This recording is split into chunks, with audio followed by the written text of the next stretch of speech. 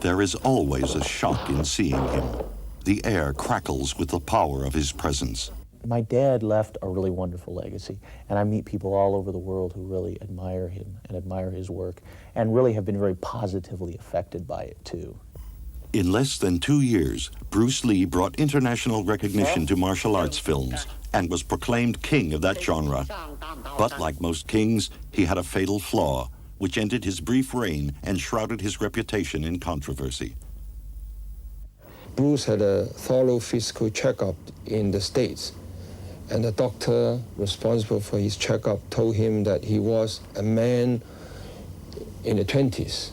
His physical fitness was such that he was still a man in his 20s. So I think Bruce must be fully convinced by then that he was invincible. You know, he was really in his perpetual youth. That was probably what brought him down. His untimely death put fans around the world in a state of shock and disbelief. Until an official inquiry could be held, all questions were met with a silence that bred fantastic and exotic rumors. When the verdict was finally delivered, it was less than satisfactory. The cryptic verdict was that the cause of Bruce Lee's death was death by misadventure. My last name is Lee, Bruce Lee. I was born in San Francisco in 1940. I'm 24 right now. And you worked in motion pictures in Hong Kong? Yes, since I was around 6 years old. Before his obsessive study of the martial arts began, Bruce Lee was a Hong Kong child movie star. Born with an acting heritage, Bruce Lee had his first starring role at the age of 6. Even at this young age, his natural talent and the charisma that later brought him stardom are clearly evident. His childhood was spent in between the film sets and schools, so it was rather different from the other children's. I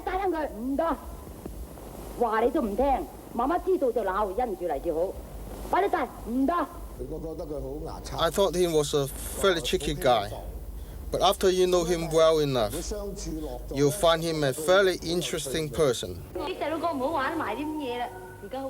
Lee's roles were diverse. They include a naive Romeo, a comic buffoon, and a cool James Dean type.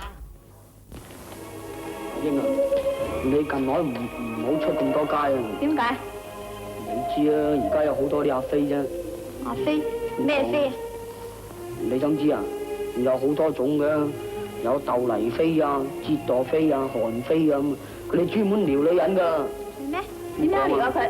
咁你係咪想知啊？係點咧？咁你等一陣啦，頭啊突曬出嚟喎，嗰啲領啊，唔理你行你行你行。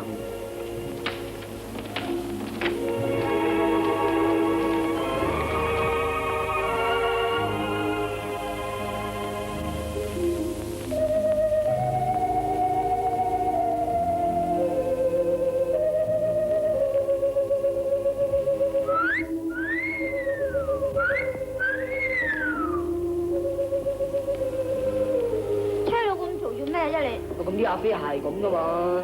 係咁啊？所以啫，你自己一個人出街啊，咁啲幾危險啊！不過咁，如果你同埋我出街咧就唔怕。哦，咁你好打得噶啦噃？乜講？你睇手瓜起錢噶嘛？若果我見到啲阿飛咧，我就點啊？喂，收！我喺度你都講喐，你唔驚我啊？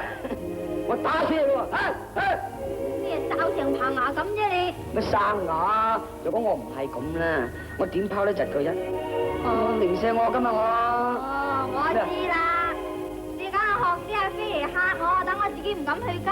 如果去街都揾你哋陪，係咪啊？唔係，咁你唔中意同我去街咩？我係唔中意同你去街啊。阿影，冇啊你。I love you。你講乜嘢啫？我愛你啊嘛，阿影，我全心愛你，你肯唔肯嫁俾我啫？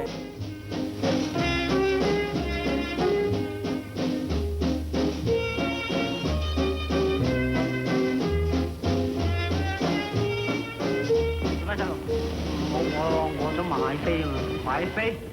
你今年幾歲啊？我12歲，12歲啊！你唔睇得㗎？我點解唔睇得啊？我而家我冇錢買飛啊！有錢都唔賣俾你㗎嘛！凡係未人成年嘅細路咧就唔准睇㗎。細佬，如果你想睇，自幾年大個咗先嚟睇啦。啊，玩第樣嘢啊？唔睇咪唔睇，你好架勢啊！咁啊，細路仔，想睇電影冇啊？想我點啊？佢話唔賣飛俾細路哥嘅喎，佢唔賣飛俾你咩？唔好。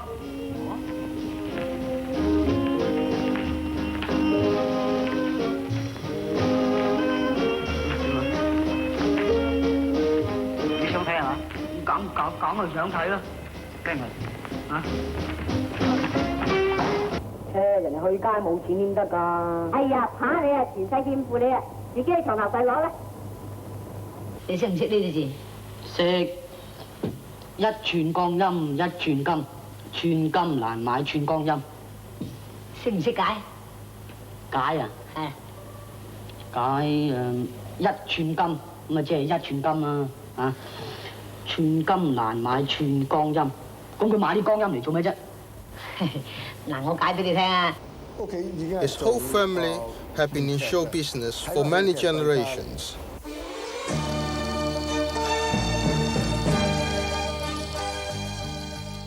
Elements of Bruce Lee's off-screen character are revealed in these early film images. This might be surprising to audiences now because of the comparatively one-dimensional roles in the films that later made him a star.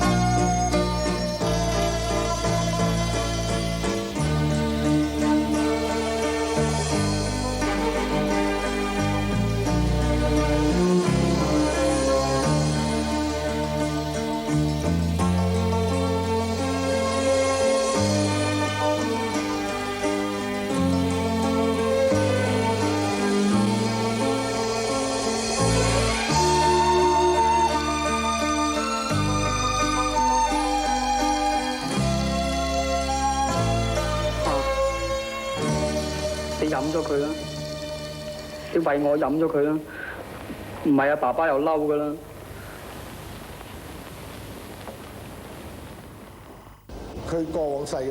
He was a troublemaker when he was young, and because of his American nationality, his father sent him off to San Francisco in order to study. And when did you leave Hong Kong? 1959, when I was 18. He did not start teaching martial arts on his arrival in the States. He had only been my pupil for a short time, for about a year and a half.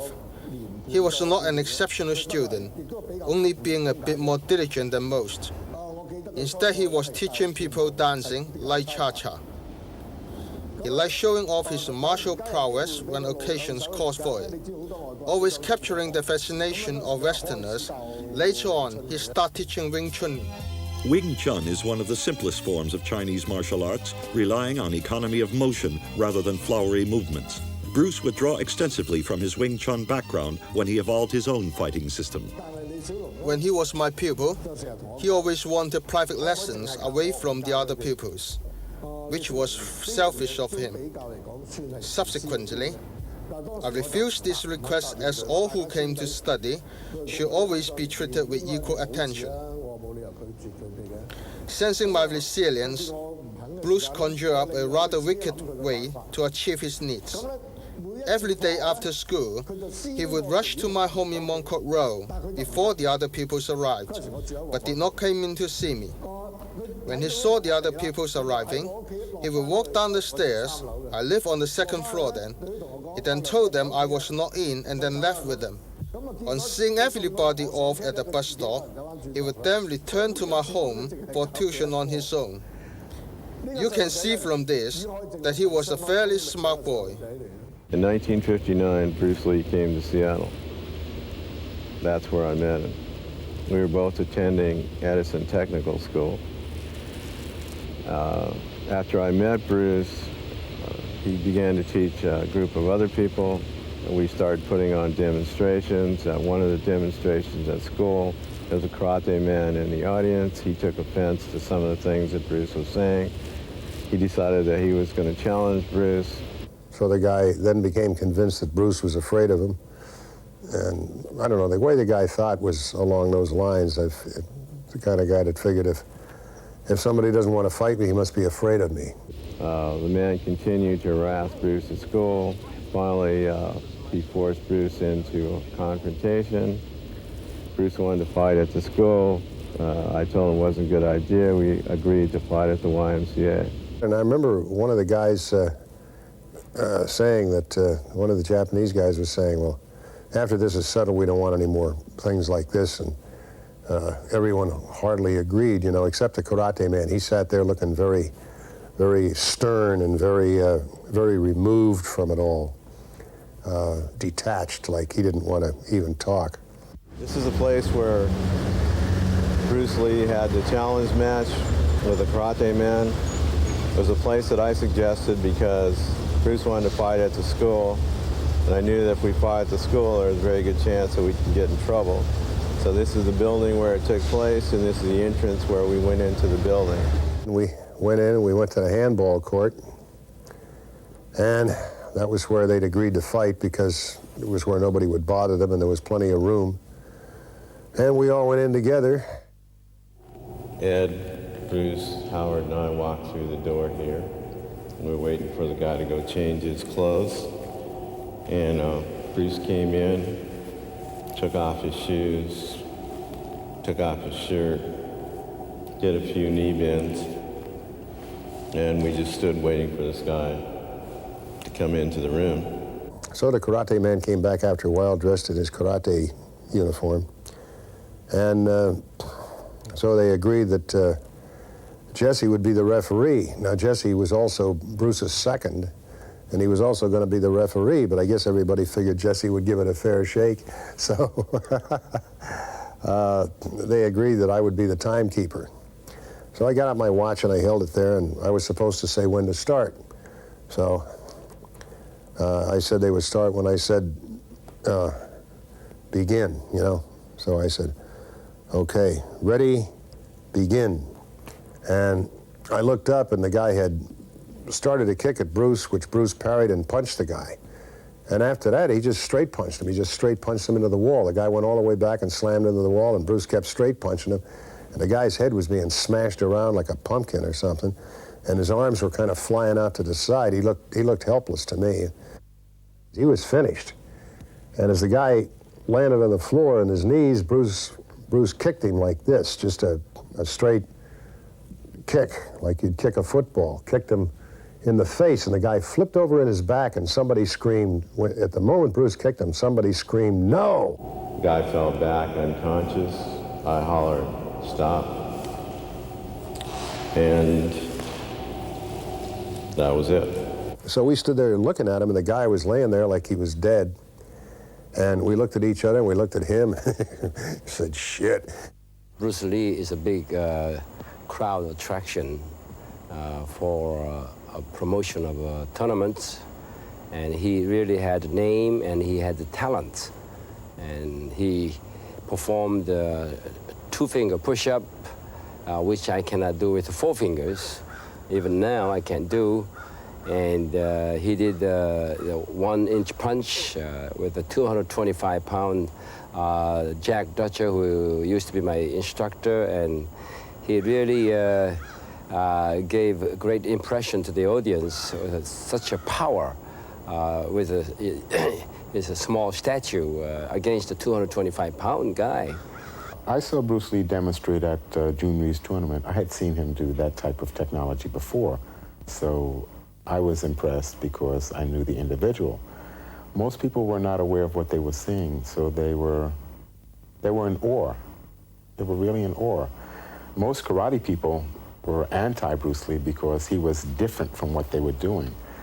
They were like robots, and he was like a fluid snake. He was able to weave, bounce, jump, duck. He used boxing, wrestling, everything. That's why he was such an excellent martial artist. But not everybody was thrilled that Lee was revealing the secrets of the Chinese fighting arts to Westerners. He was giving a demonstration in the theater one time, and he usually, as people going up and to help him for demonstration, he would demonstrate his speed of punching. And he usually would stand about 3 or 4 feet from the target, and he would launch him with a front hand lead. And nobody can really block the punch, okay? And some Kung Fu master in the audience think that, he was being challenged, the Kung Fu people there. And so at that time, he also started teaching a Caucasian. In those days, they think that the Chinese should only teach the Chinese. And so they selected one instructor just coming from Hong Kong recently at that time, and to challenge Bruce Lee. And they showed his school, and they set the rules, what to go by. And Bruce Lee said, no, you challenge me, and as far as I know, everything goes. So Bruce started using the turn and just give him a strict blast, and the guy just turn around and run. And the whole time you were tricking the guy, and all he hit him just in the back of his head. I didn't see the fight, but Bruce called me up afterwards and explained to me the whole thing. And that was the birth of Jeet Kune Do. Jeet Kune Do, according to Bruce Lee, meant the way of the intercepting fist. I guess like if a punch or a kick is coming your direction, the man's energy is coming towards you, you want to try to intercept the person's force and use the opening, such as if a person is firing a punch at you, he's leaving his chin open, he's leaving his ribs open. If he's firing a kick, he's leaving his midsection open, he's leaving his groin open. He's immobile, he can't move if he's standing on one foot executing the kick. And then you can take advantage of the person's weak points at that particular time. To me, Bruce Lee studied a lot of J. Krishnamurti's philosophy. And to me, Jeet Kune Do philosophically was Krishnamurti's philosophy. It was a combination of the Taekwondo kicks, boxing, footwork, some Latin dancing type footwork. He used a lot of the Wing Chun punching techniques. So Bruce Lee, in my personal opinion, Jeet Kune Do was a combination of all the best aspects from a philosophical point of view to an athletic point of view to a martial arts point of view. Bruce and my girlfriend and I, we went to his house. At that time, we started playing hands. He asked me what I knew, and I told him I know a little Hung and some Shaolin. Basically, it wasn't really a challenge or anything, because Chinese, we don't call it a challenge. It's a letter of introduction that I like to touch hands. So since he already found out that I knew Mantis, he said, well, we're very similar, Norman. As you know, I do Wing Chun. So I said, yeah, so we played hands a little. And he was very fast. I was very impressed with his hands, because I haven't seen that kind of hand speed in a lot of martial artists. Most of them would also either cock their hands back, and Wing Chun is like Mantis also. Our hands are always in front of us, and when we move, it's just striking from here. It's just really quick. And after I played hands with him, not that any of us got hurt or anything, we just sat down and there we were. We just became great friends. And I said to him, Bruce, what I want to tell the guys back in New York, He said, well, tell them whatever you want. He says, you want to tell them you beat me? You tell them that. You want to tell them I beat you? It's okay. So when he said something like that, it brought out to me that he didn't care what people thought about him. He decided to show me one of his kicks, and I said, okay, I stood behind the heavy bag, and here's this little guy, 135 pounds maybe. And even back in New York, not too many, even karate or kung fu guys, if I stood behind a heavy bag, could move me. Well, I was standing behind a heavy bag, and he said something like, "Okay, you ready?" And I said, "I'm ready." So he threw a really great side kick. And, you know, like I moved, I moved like I nearly went through the door. So whether it was taken by surprise or whatever, I said I was really impressed. I mean, a little guy like that moved me. And I've had guys 6 foot tall, 180, 90 pounds, can't really like move me from the bag. So I was very impressed. Later on, he showed me his kick, and he had probably about 5 or 6 boards up to about maybe 6, 7 inches thick, and he did a side kick on it, and he broke that.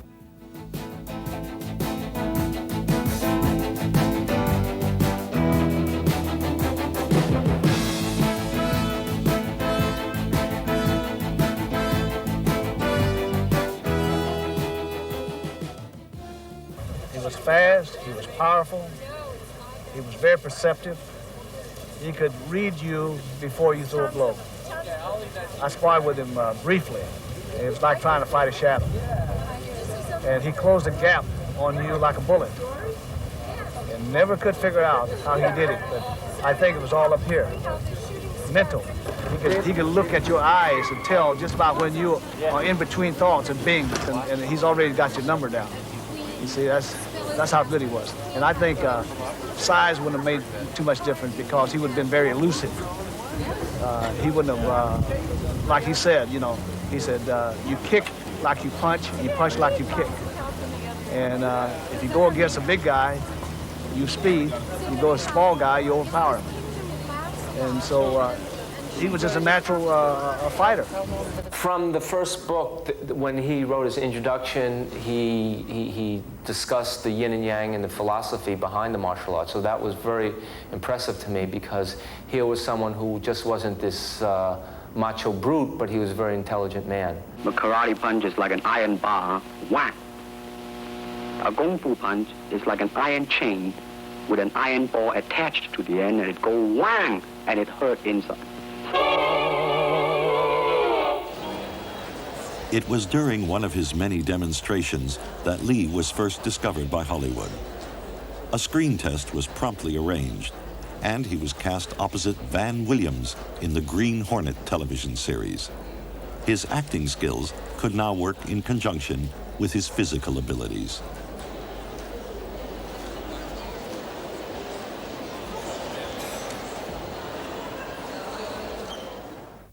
Show me now the difference between jiu-jitsu, which is long and involved, and kung fu, which is very quick if you happen to find. All right, for instance, you will read it in the book, in the magazine and everything, that when somebody grabs you, you will first do this, and then this, and then, and then, and then, and then, thousands of steps before you do a single thing. Of course, these kind of magazine would teach you to be feared by your enemies and admired by your friends and everything. But in Kung Fu, it always involves a very fast motion. Like, for instance, a guy grabbing your hand. It's not the idea to do so many steps. Step him right on the instep. You let go. This is what we mean by simplicity. Same thing in striking and in everything. It has to be based on a very minimum motion so that everything would be directly expressed. One motion, and he's gone. Doing it gracefully, not to go, yelling and jumping all over him, but to do it. Okay, now show me once again just a few movements there. Well, Kung Fu can be practiced alone or with a partner. Practicing alone, they involve form. Some imitate a crane, a monkey, a praying mantis. This is a crane form. Start off.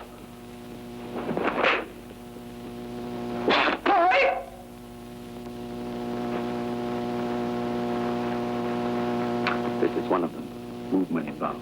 Show us one more movement and then we'll be all through. Okay, I'm glad to hear that. They have the tiger that start like a tiger, using claw to claw the face, or the bigger guys move.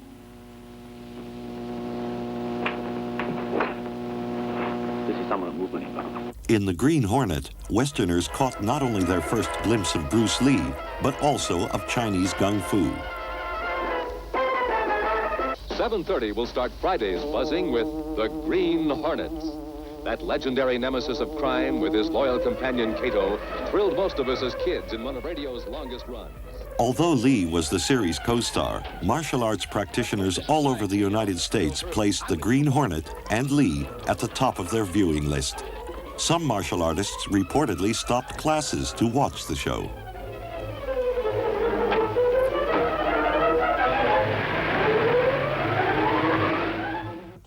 He was frustrated the fact that he didn't get the role in Gung Fu. He said that Hollywood played games with you. Recognizing that his Hollywood opportunities were shrinking, Bruce Lee looked to Hong Kong for possible film work. His childhood friend Unicorn Chan worked at Asia's largest film company, the Shaw Brothers Studio. The studio's main action products were sword-fighting epics set in traditional China, although a few empty-hand fighting films were beginning to emerge.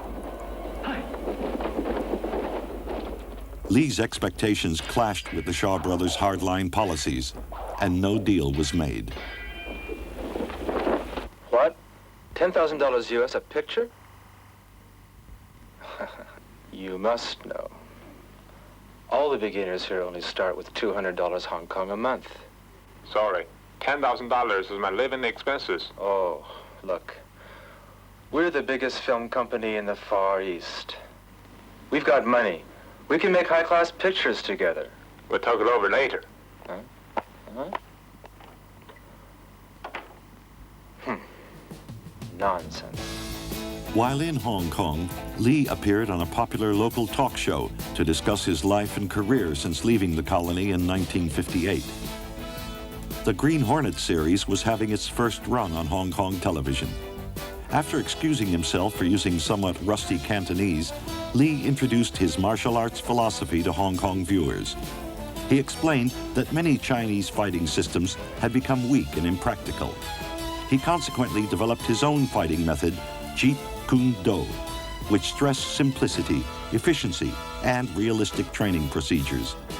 Lee emphasized that speed, power, precise timing, and absolute concentration were essential to assure victory. Although his theories were revolutionary, he gave a commanding demonstration. Objections to his comments about the classical martial arts were not openly voiced. A young boy named David Lowe, son of movie director Lo Wei, was watching the show. David told his father about Lee's demonstration. Mr. and Mrs. Lo Wei had known of Lee. Having heard that the Shaw Brothers had been unable to make a deal with him, they contacted Raymond Chow, a former Shaw employee who had broken away to start his own production company, Golden Harvest. The Lows urged Chow to sign Lee to a contract. Upon viewing a tape of the show, Chow became convinced that Lee was box office gold. Using Mrs. Lo Wei as an intermediary, Lee and Chow reached a financial agreement and began work on their first film, The Big Boss. Production of the film took place mostly in Thailand. Lee was surprised at how crude the filming was in comparison to Hollywood and made numerous script changes throughout the production. Unfortunately, the original director, Wu Xia-tsang, overspent on the small budget, which caused a minor crisis. Director Lo Wei was approached to take over production, but showed no interest in working on a small-budget film without a big-name star in the lead role. The turning point came when he viewed some of the fight scenes Lee had already filmed and apparently saw what Raymond Chow had seen, a potential box office blockbuster. Mr. Chow, this brother Chinese should be given to me. But you say you're not interested. Well, that was long ago. Furthermore, only I can make him a star. You know that. Who just isn't good enough. But it's been already started. Change the director. It was my wife that got Chowing back from the States, so I should be the director. But what shall I say to Mr. Wu? Let me handle it. I've got ways. But, Ah! Mr. Chow, I'm thinking long-term business.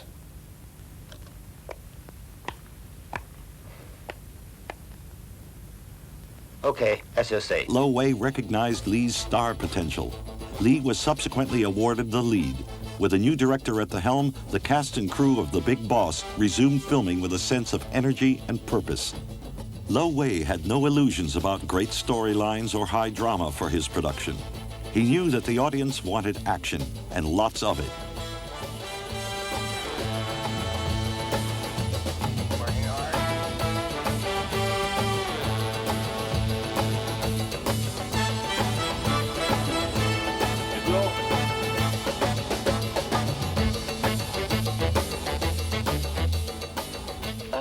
Mr. Liu, where should we set the angle? Ask the cameraman. But what should we do next? Fight! Fight! Just fight!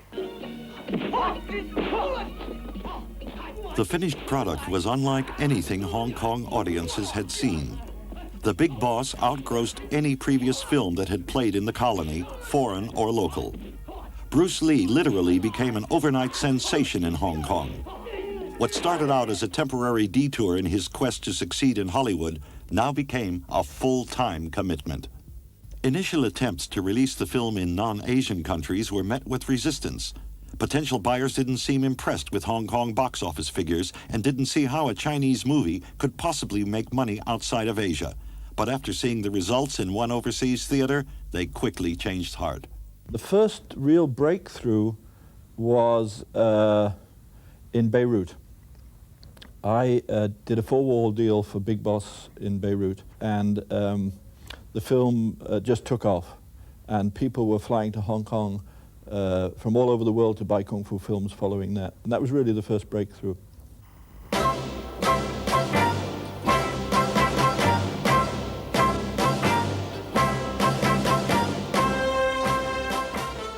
Pre-production for Bruce's second film, Fist of Fury, began while Big Boss was still smashing records. With nearly triple the budget, it promised to be a surefire success, especially with Lo Wei's directorial touch. Lee was once again in the role of misunderstood loner, who single-handedly righted the wrongs inflicted on the Chinese people. This time, it was against the Japanese invaders of China. In real life, Lee had always expressed distaste for the Japanese theft of Chinese culture and their continuous mistreatment of China.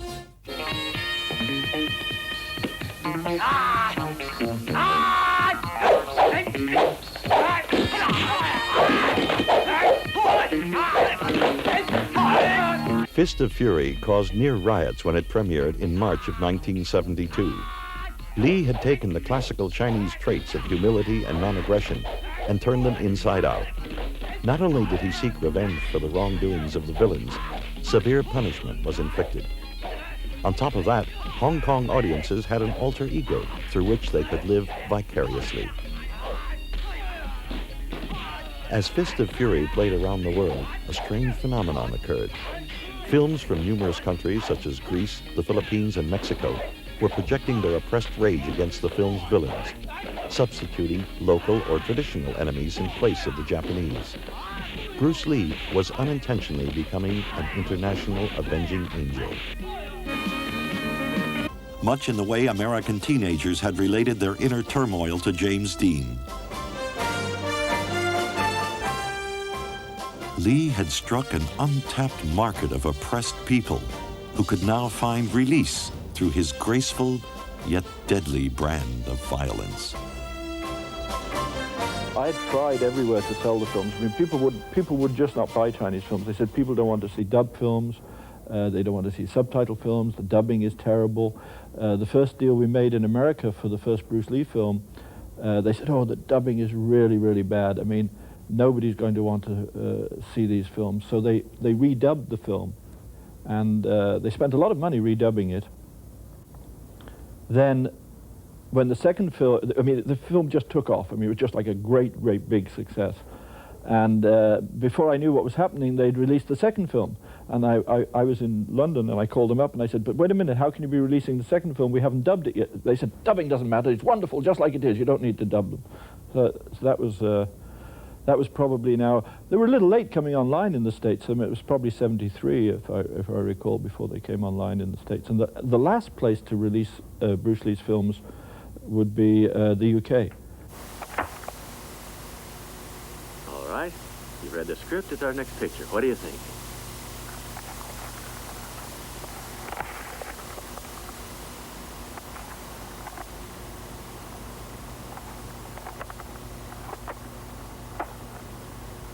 Well, Mr. Howe, I'm sorry, but it's not for me. But why? I don't happen to like it.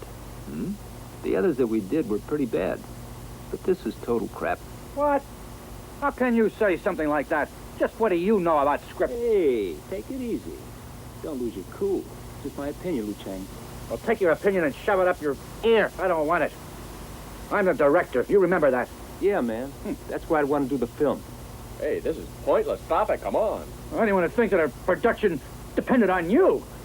Well, if it doesn't, I know one thing. Directors like you, Cheng, are a dozen to the dollar. Damn you, Lee. Did you hear what he said about me? What am I supposed to do? Look, Mr. Howe, I don't want to know about this picture. I'm going to direct my own. It doesn't matter. Direct your own if you like. We don't need this egotistical little worm. Take it easy. Hey, please, come on now. With his newfound clout, Bruce Lee refused to work under the previous conditions of his last films.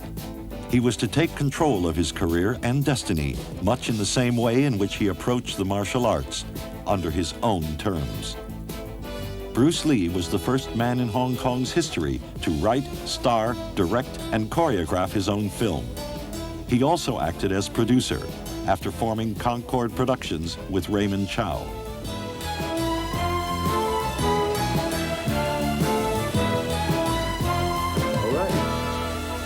Get Juan to go through it. Understand? He likes it, we'll shoot it. The first time I met Bruce Lee, it was back in 1972 or 73. Raymond wanted me to meet him because he wanted me to go to Italy to shoot a film. At the end, the film was called The Weight of the Dragon. Using production savvy learned in Hollywood, as well as the speed and flexibility of Hong Kong filming, Bruce Lee ran a smooth ship during the shooting of Way of the Dragon. The somewhat biographical script had him once again defending his countrymen against evil-minded foreign devils, as well as traitorous Chinese who'd been corrupted by Western morals. Lee chose to use this time-proven storyline not out of patriotism, but commercialism. As far as he was concerned, Way of the Dragon would be seen only by local audiences. Raymond said, "Would you like to be in a Chinese movie?" I said, "Well, why not? I haven't done that before." So I hadn't even heard of Bruce Lee, to tell you the truth. But then I got to know him, and he's from San Francisco, and I'm from San Francisco, and he just turned out to be a terrific guy. A lot of fun, joking all the time, and being on the set was a party.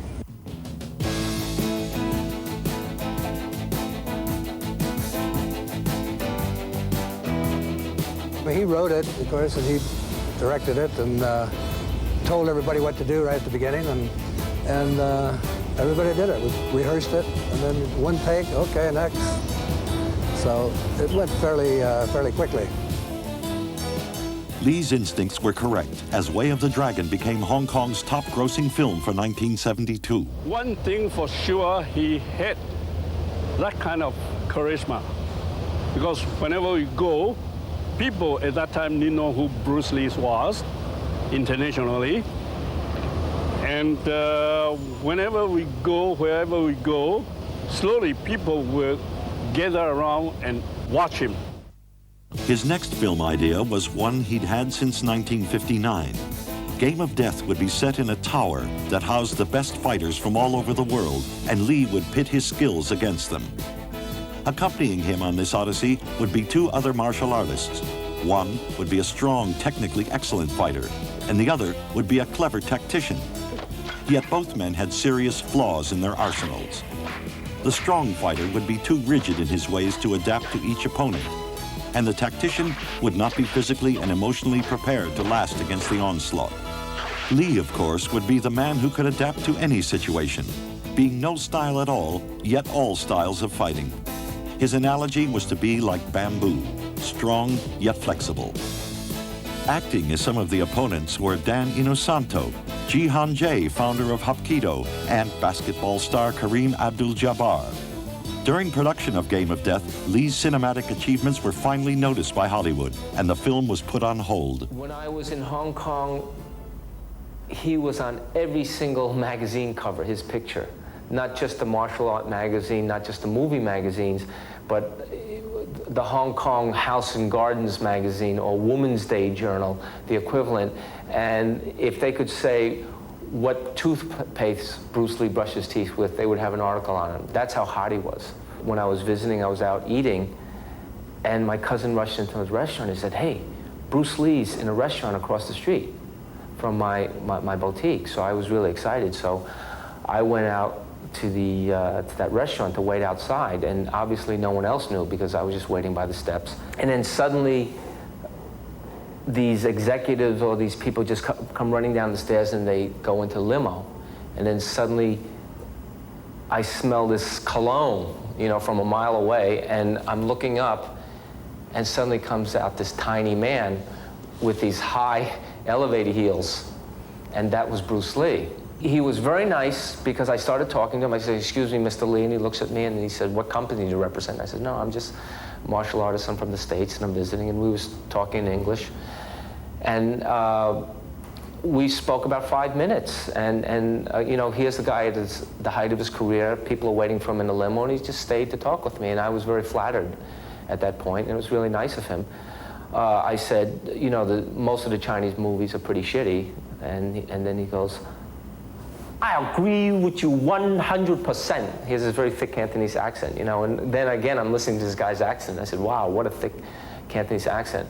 And he said, "That's why I'm here with Warner Brothers. I'm talking to Warner Brothers, and, you know, we want to just make higher quality martial art movies."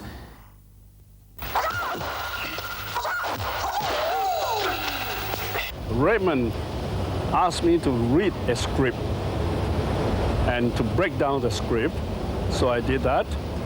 And in the beginning, I felt that the script wasn't for Hong Kong at all. So I told Raymond Chow about it, and I made out a budget and so forth. And then they came and started shooting. Bruce gave a lot of idea over there, and as well as the director, Bob Krause. So they discussed about how the development of the story, the scene, and especially Bruce will be talking about the fights. Bruce Lee was finally on the path he'd originally intended, but instead of going to Hollywood, Hollywood came to him, and as always, on his terms. Production of Blood and Steel began in December 1972. While his first 3 movies were made with local audiences in mind, Blood and Steel, which was renamed Enter the Dragon by Lee, would cater to the world market. My fight scene were the Handman. Remember the Handman was getting ready to do a number on me, so we were setting that fight scene up. So Bruce wanted me to just react a little bit more, throw my head a little bit more like this, boom, and sell the punch just a little bit more. Said, "Jim, you're not selling that punch." I said, "Okay, Bruce. Okay, I'm gonna give you a good one this time." Let me show you, Bruce said, "Let me show you how to do it, Jim. Let me show you how to throw that head. Like, they throw the head like this." We kind of playing around a little bit. So he said, Mr. Han, you know Mr. Han, I can't remember his name, but they actually played Han, Handman. He said, "Throw that punch at me now. Jim, watch how I throw my head. I can do stunts too. Watch me." So Han was supposed to throw like a right cross. Boom! And Bruce said, "Okay, throw it now." So Han went, bam, through the right cross, man, and caught Bruce right on the chin, right here, on the lip. Split his lip, blood went flying. By accident, you know. It was an accident. Accidents happen. But again, Bruce did not get mad. I mean, he took a beating on that set.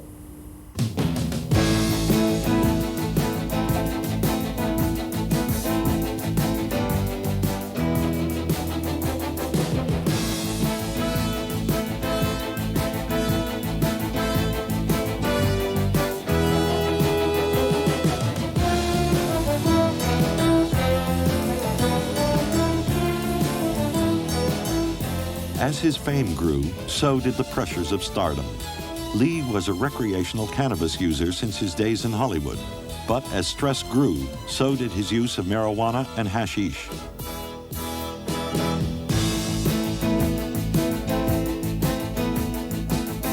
Now, I just know that Bruce, also outside of the film business, he was under incredible pressure. He was constantly, not constantly, but he told me people wanted to challenge him in the streets, and he was always watching his back. And I think at one point, it came to the point where Bruce was carrying a gun. On May the 10th, 1973, Lee suffered a major setback.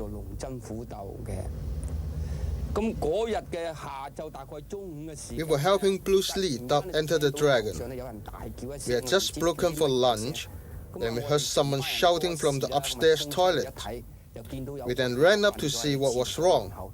We saw a body lying outside the toilet door, and it was Bruce Lee. We tried to bring him around and carried him into the dubbing room and placed him on the sofa.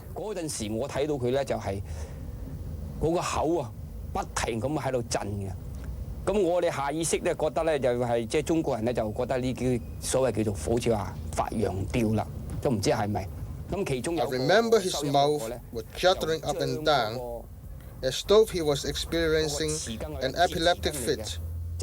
So the sound mixer placed a metal spoon in his mouth. And then the producer came and took him to hospital.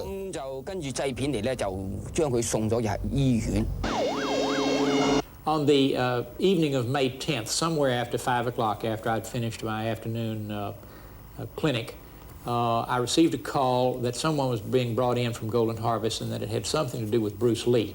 On arrival, in fact, it was Bruce himself. He was brought in by several men who were carrying him without a stretcher. He was deposited on the examination table in the emergency room, and they quickly made an exit. We had one nurse who was assigned to the emergency room, and she was to call other help as needed. It became obvious right away that because Bruce was so ill, that my help was quite frightened, and they absented themselves as quickly as they could.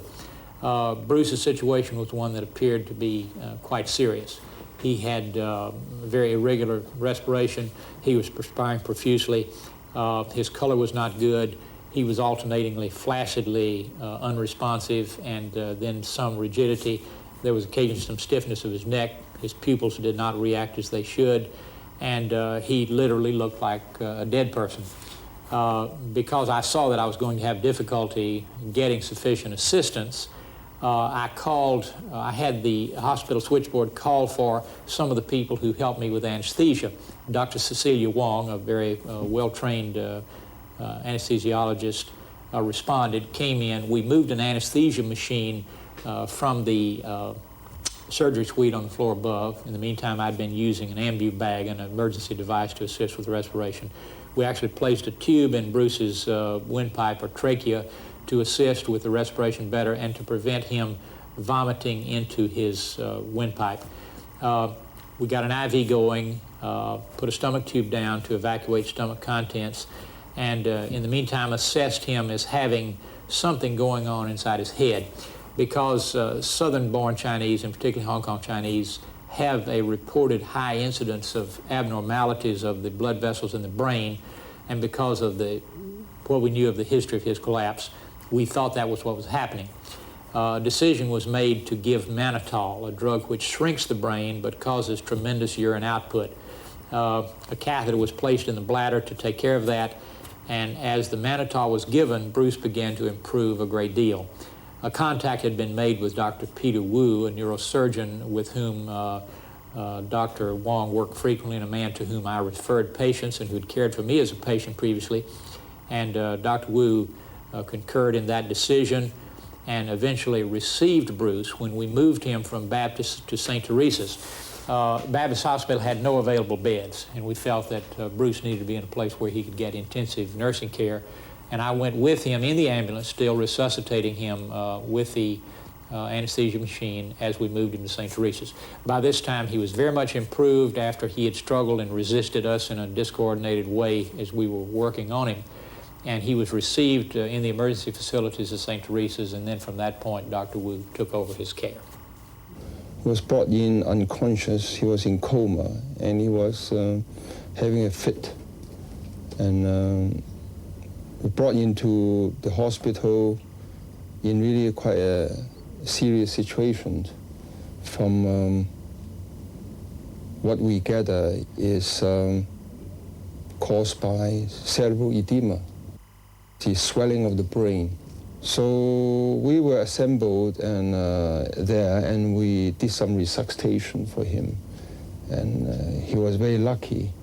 The next day, He regained his consciousness completely, and he was able to relate to us what happened that day.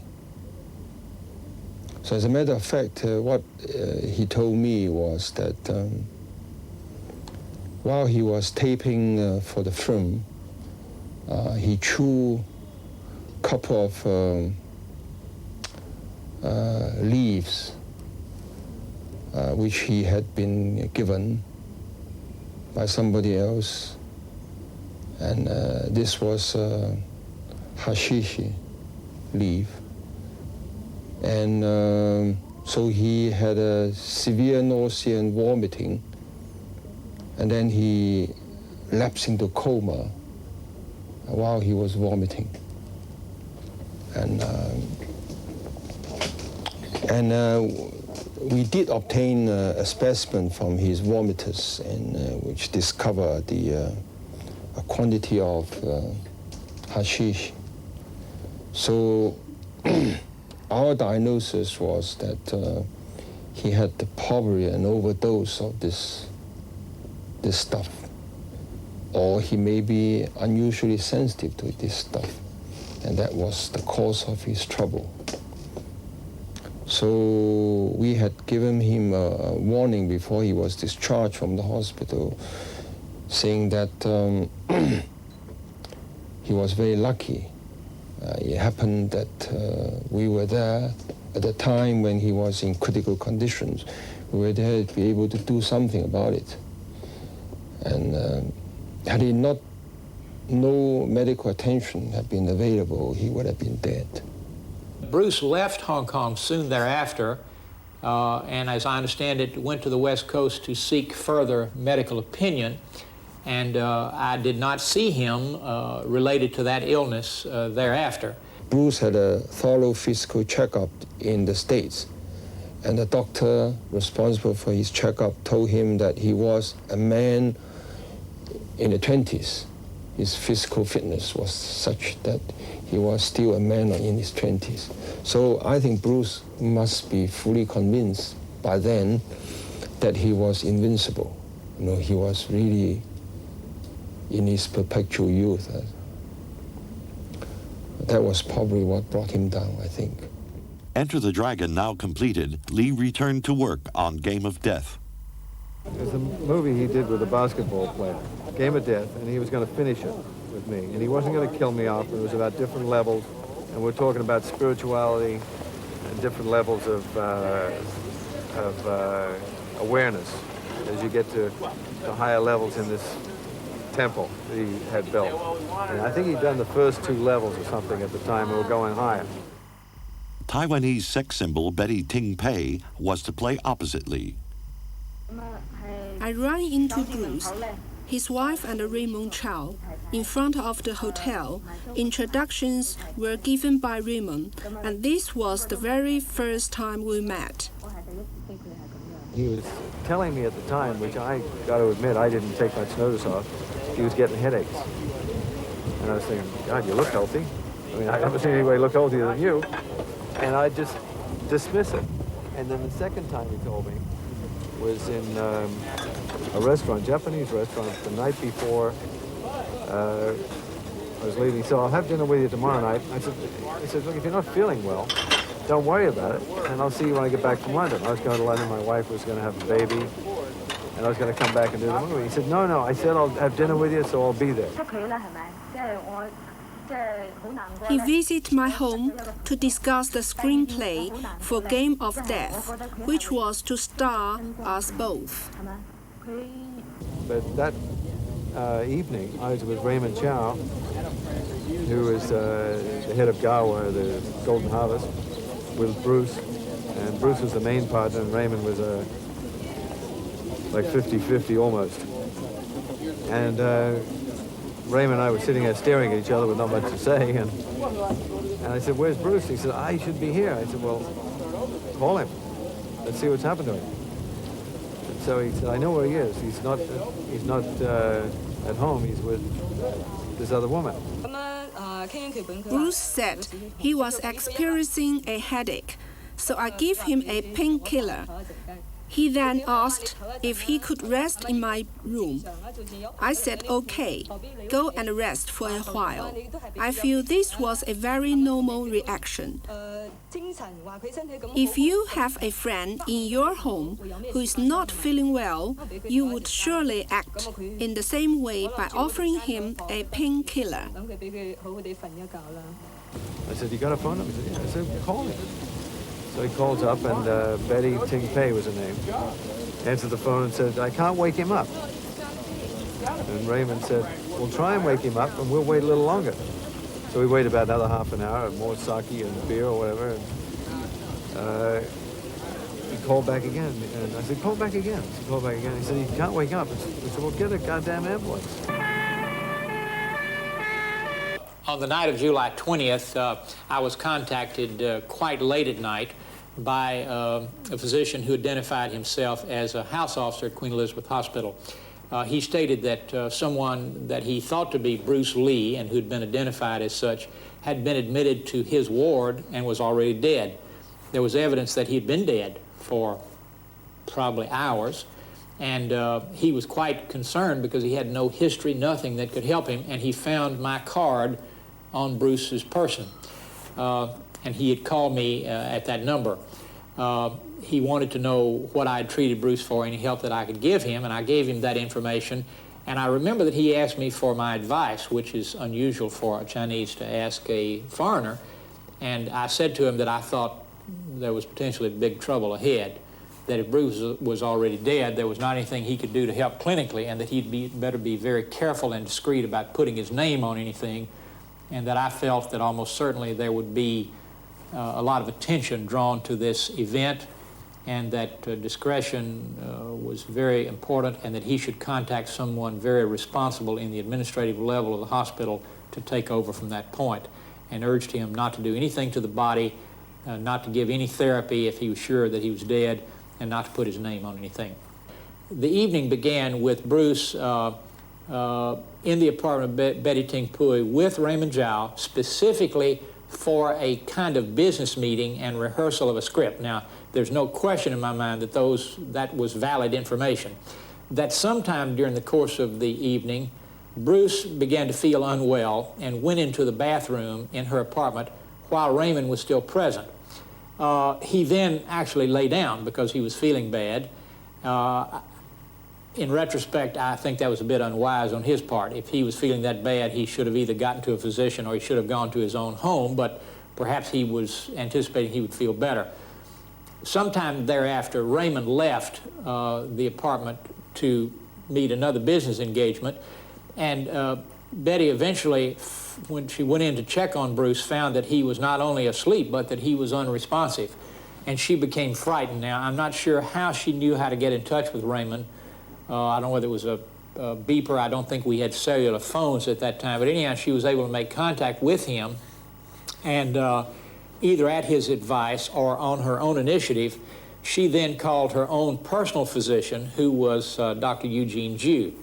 Dr. Ju went to the apartment. I'm not sure whether he was told that it was Bruce Lee that he was going to see, but as I understand it, when he arrived, Bruce was already dead. Now, there have been some discussion since then about whether or not he actually tried to resuscitate, but the information that I was given was that Bruce was already definitely dead. Dr. Ju instructed Betty that she should get a government ambulance right away. The ambulance arrived. It was a multi-story apartment in a place where there were several buildings, and so just getting someone into an elevator and getting them down from an upper floor apartment is quite an engineering project, but the ambulance driver did that. He did not certify death. He took Bruce's body to Queen Elizabeth Hospital. Now, who escorted the body, so I have no idea. But when he arrived at Queen Elizabeth Hospital, which is the largest acute hospital, or was at that time, in the British Commonwealth, he was taken into a very well-equipped, very active emergency room, and I'm sure that with his face on every billboard in town, he was recognized immediately, and he was actually admitted to the floor, still with no one having certified that he was dead. Now, I was not present for these events, and I could only assess them by inference. But this says to me, here's a famous person who is about as bad as you can get. He's dead. And no one wants to have to be the responsible person to make that pronouncement. And so you just keep passing to the guy down the hall, because you're not going to hurt the patient by delaying, and you hope that you'll be off duty and 100 miles away when they start trying to reconstruct who did what. And I've seen that syndrome so often in Hong Kong that I have to believe that that's what happened. When I saw him, he was just lying nicely in bed, well dressed, no sign of any violence or any other struggling. So to me, when I first saw him, I thought he was asleep. Well, I had a quick look at him, looked at his pupils, and found that the pupils actually were quite dilated. And when I listened to the heart, there was no heartbeat. So it's obviously that he was not alive. Tried to do some resuscitation and did some external cardiac massage, but obviously it was not going to help. So I quickly asked for the ambulance to come to take him to a public hospital. Somewhere after midnight, I received a call from Mr. Raymond Zhao. He told me what had happened. I explained to him that I'd had the call from Queen Elizabeth Hospital. He said that both he and Mrs. Lee, Linda, were quite shaken, of course, and wanted to actually come and talk with me. He did not tell me exactly why, but in view of the circumstances, I certainly felt that I could not refuse that. And within just minutes, they arrived at my home. Mr. Zhao was obviously quite shaken, and I could certainly see all the reasons. He was a personal friend, he was very much involved in business, and I think perhaps even a partner, and so I could see that there were great financial concerns as well as the personal loss. And of course, Linda was really devastated, and though she was conducting herself with considerable self-control, she broke down and sobbed at several points during our conversation. She wanted to know if I felt that I had enough information to tell her whether or not the same thing had happened that had happened when I had treated Bruce earlier. And I told her I could only surmise that he was reported to be dead when he was seen on the floor at Queen Elizabeth Hospital. She wanted my reassurance that something had not been left undone that could be done in terms of his earlier treatment. I was talking to another doctor who involved in the resuscitation team. I told him, I said,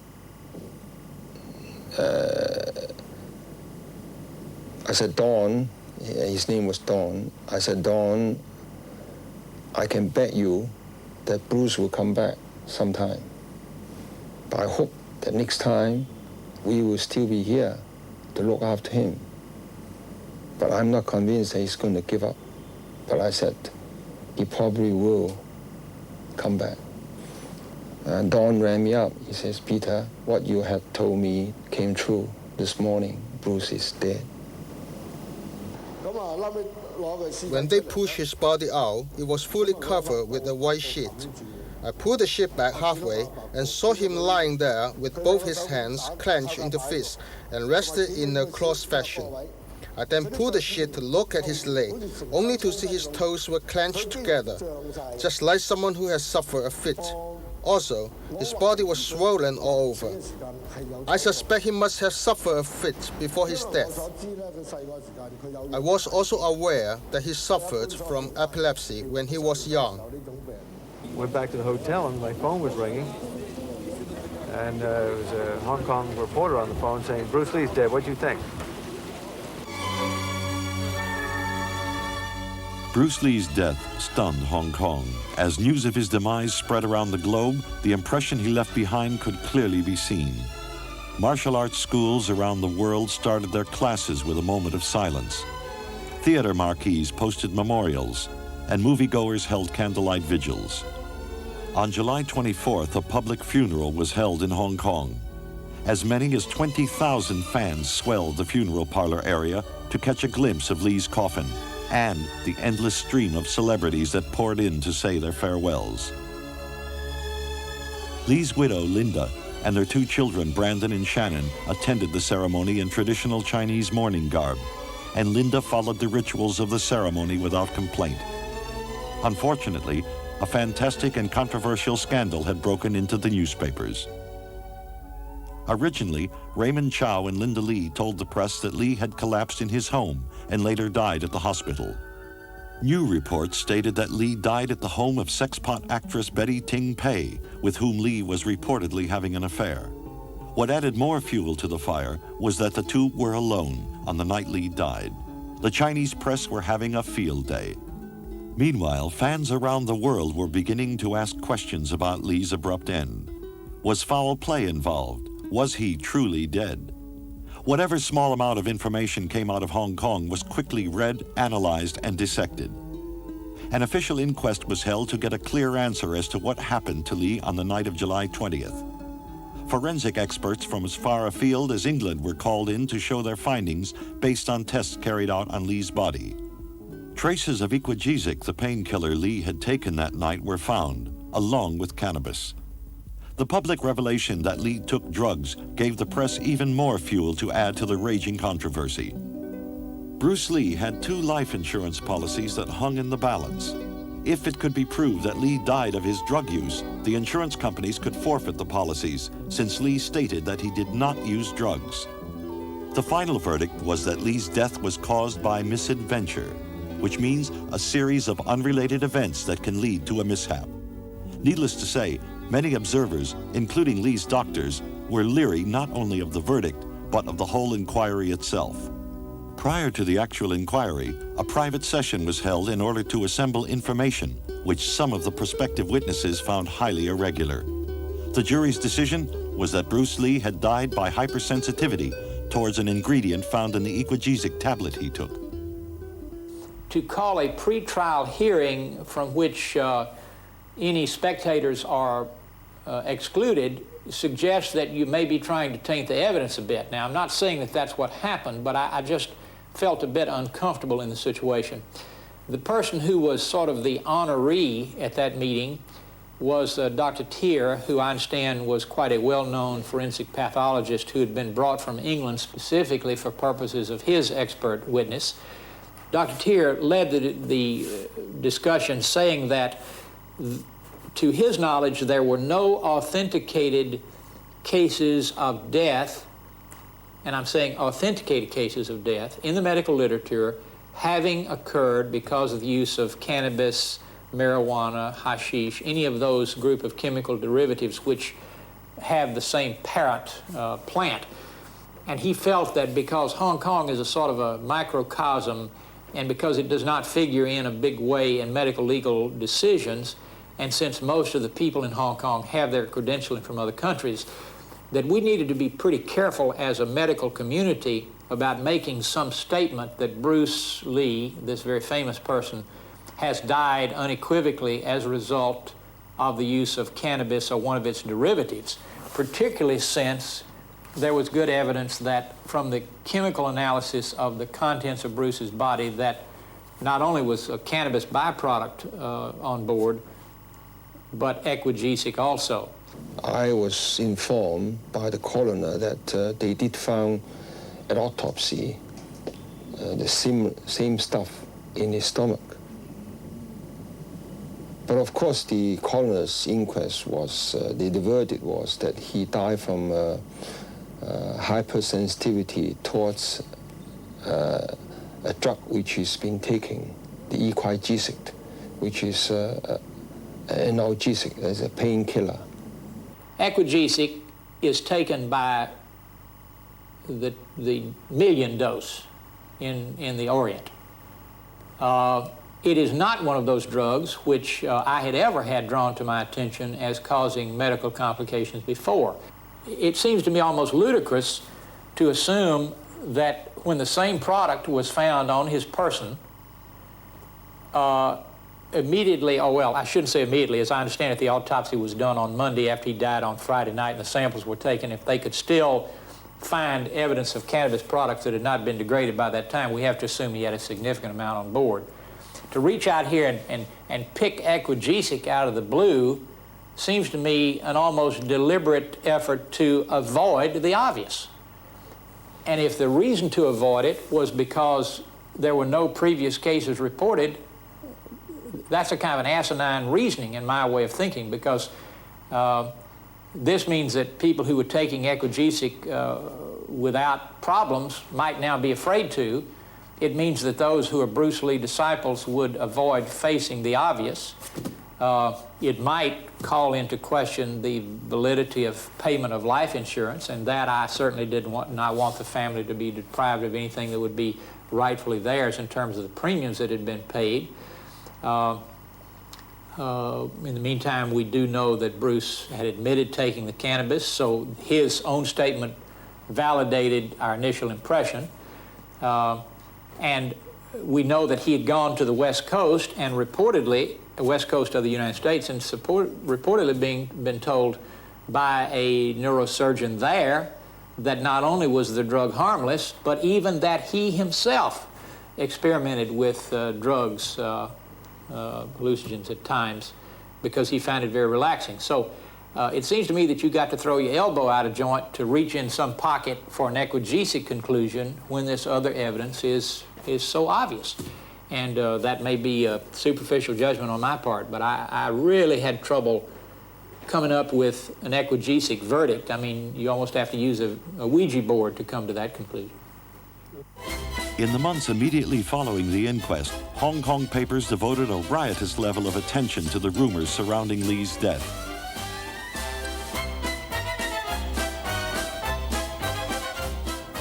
Superstar Bruce Lee dies. The barricades were up to keep back the crowds outside the Kowloon funeral. Showman's farewell. Fans wept, stars bowed their heads, and the widows wore white today.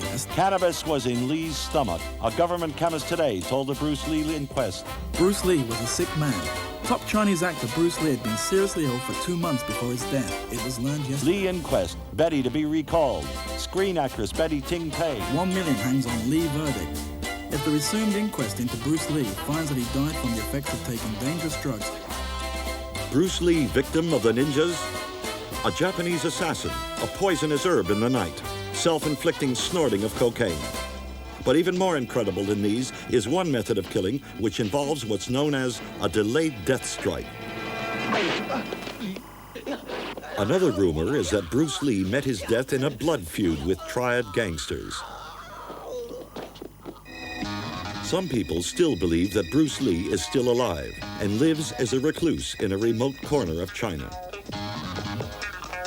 He sure knows how to fight for his defense. With the success of Enter the Dragon and the international bankability of Lee's name, Bruce Lee in death inspired a legion of pseudo-similar androids, guys who operated under nom de plume such as King of Kung Fu. King of Kung Fu.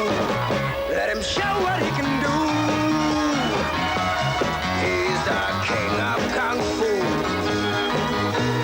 King of Kung Fu. King of Kung Fu. Let him show what he can do. He uses every human capability with a fingertip sensitivity. His kung fu courage set in motion. It's a massive dynamic explosion. Power fills his eyes as he strikes. Terror with his cries. He's the King of Kung Fu. King of Kung Fu. King of Kung Fu. Let him show what he can do. He's the King of Kung Fu. King of Kung Fu. King of Kung Fu. the best and most popular of the imitators was Bruce Lee, who also recreated Lee's life in this film.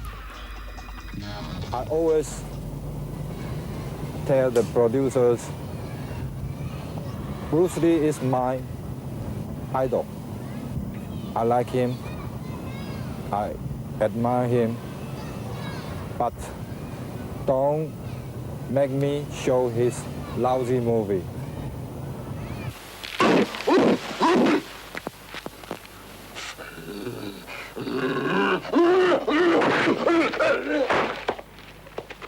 You may call me Ho Zhong Dao or James Hall, but I don't like people call me Bruce Lai or Lai Xiaolong, because they changed this name just like cheating, a kind of cheating. Cheating people, this is Bruce Lai. He's not dead yet. But I don't like it because I want to be myself. Unleashed to wreak vengeance on the evil ones who brought about his untimely death.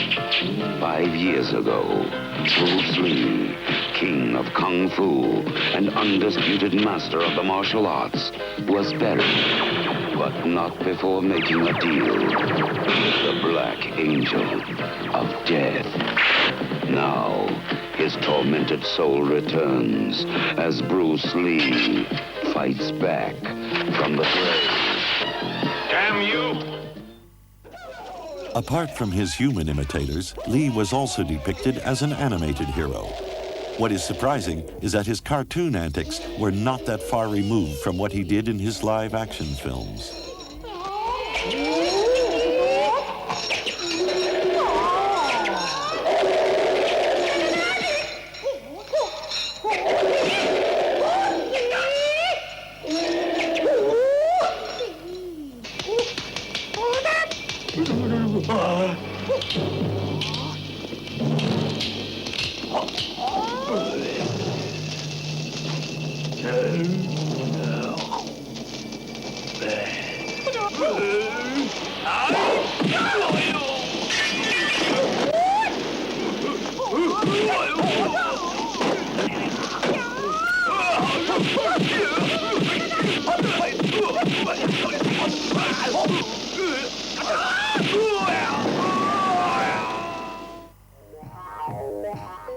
This Indian film was a psychedelic tribute to the martial arts master.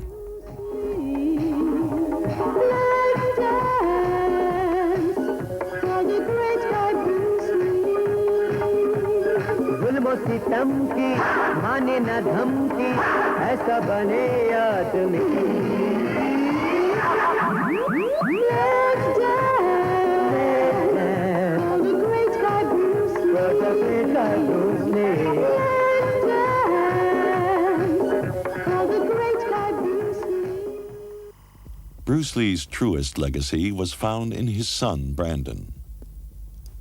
Brandon Bruce Lee had admired his father and had difficulty separating the myth he heard from the breathing human being he had briefly known. The younger Lee had not wanted to be a martial artist or to make action movies. He studied drama at Emerson College in Boston and took acting lessons in Manhattan in hopes of becoming a serious actor, but had little success in getting the roles he wanted. He eventually chose to take advantage of his unique heritage. He decided to jumpstart his career by making a few martial arts movies and hoped he would then make the transition to more serious movie making. This decision would eventually lead to his death.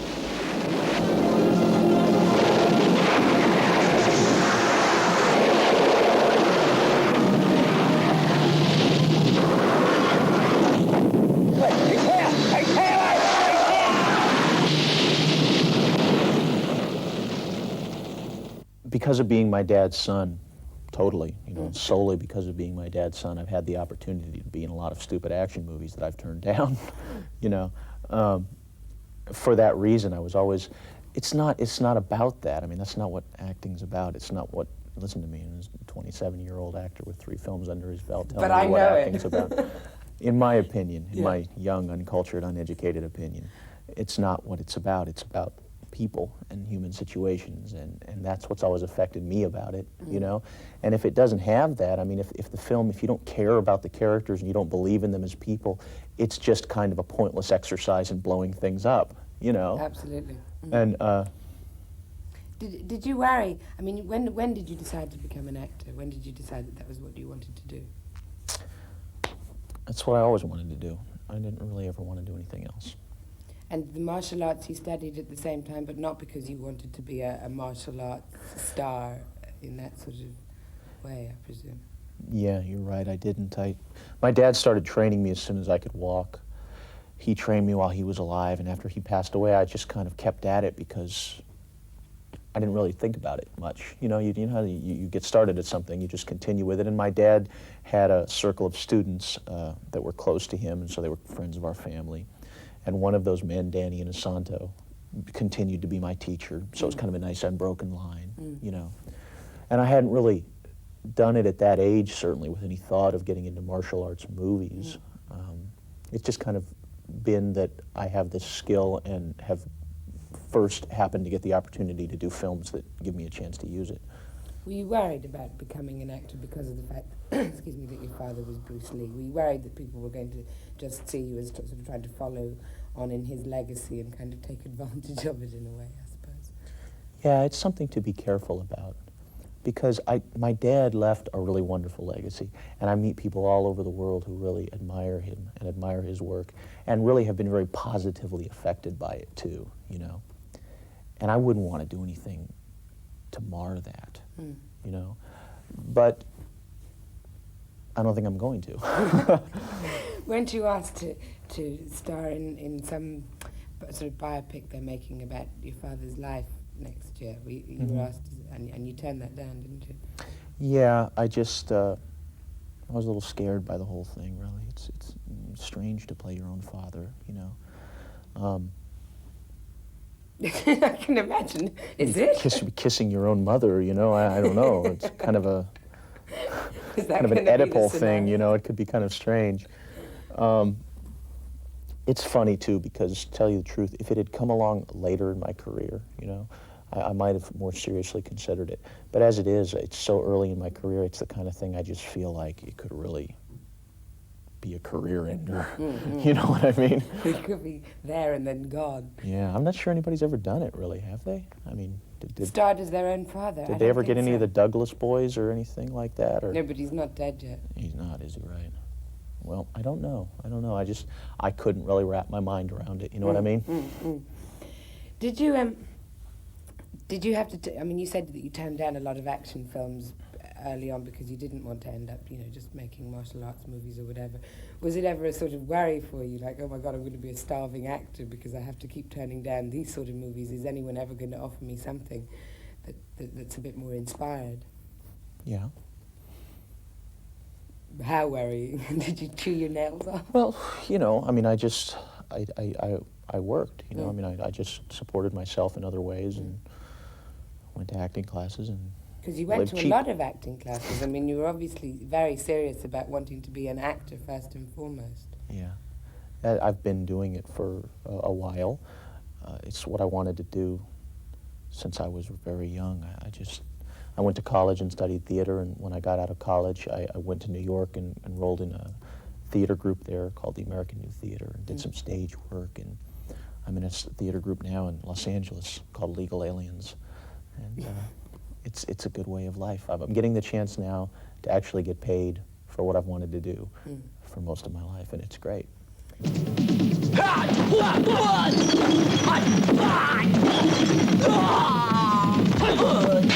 mean, I'm a big fight fan myself, you know. I mean, I enjoy those films, and even like you say, we were talking earlier about how some of those films are a little short on character development and plot.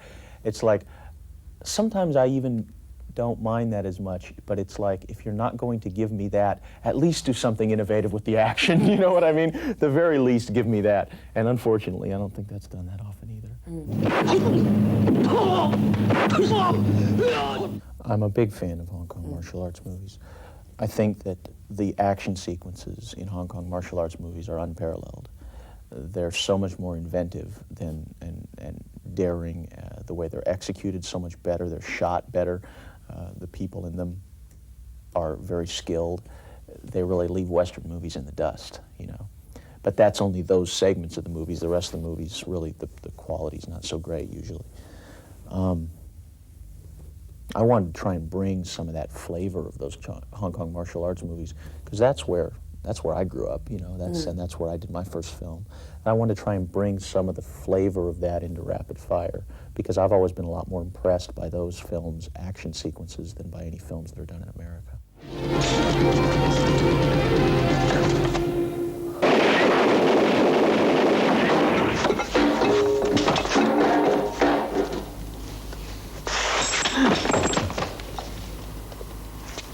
problem with making a martial arts movie in the modern day world is there are guns. Yeah. You know, I don't care how good you are. If you're more than 4 or 5 feet away from me and I've got a gun, you're going to lose. You know what I mean? And I wanted to stay true to that in the film because I hate it in the, you know, like Schwarzenegger Commando, and guys are like automatic weapons, and they're like all missing, you know? It's like chewing up the dirt near him, and I mean, you do that to me too many times in the audience and you lose me, you know? I go, bullshit. You know? It's like that scene, did you ever see that film, the scene in Raiders of the Lost Ark where the guy Oh, it's great, yeah, that's the traditional film, you know?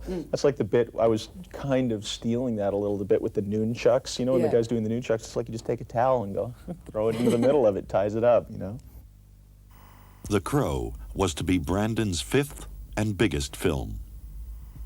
The next movie is called The Crow. It's about martial arts birds.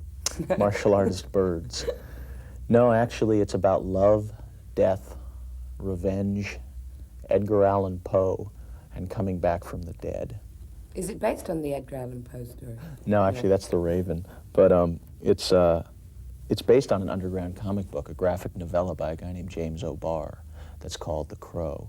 And it's a story of a rock and roll musician and his fiancée who are brutally murdered in Detroit.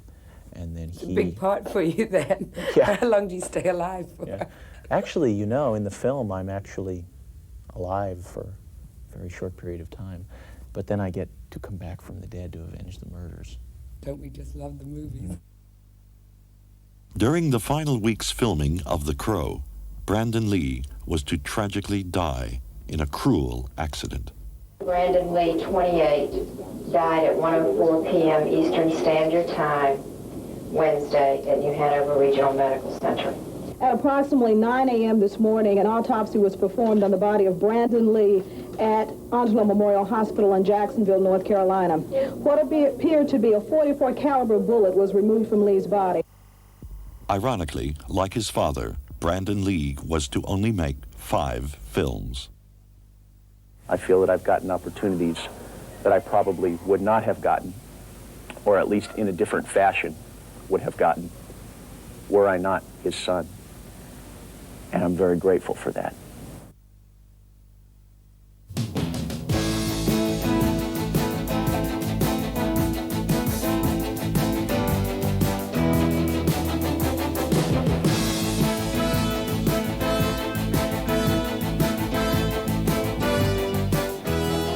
I considered him by far the greatest, and for those who don't consider him the greatest, at least he would be the top candidate for being he who would actually be the greatest.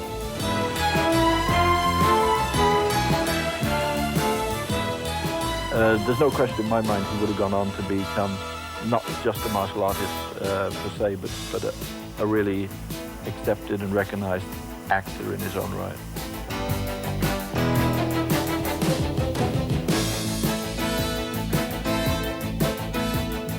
Bruce Lee, in retrospect, was a little man who forged himself into a physical giant. He was a breaker of boundaries, and that's why he was different.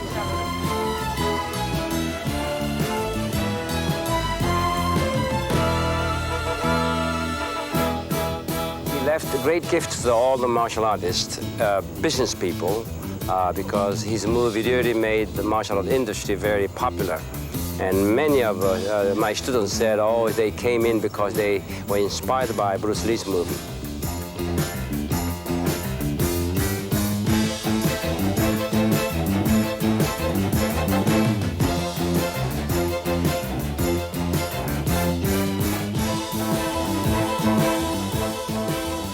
He'll be remembered forever and ever. His films are, everyone in the world has seen Enter the Dragon.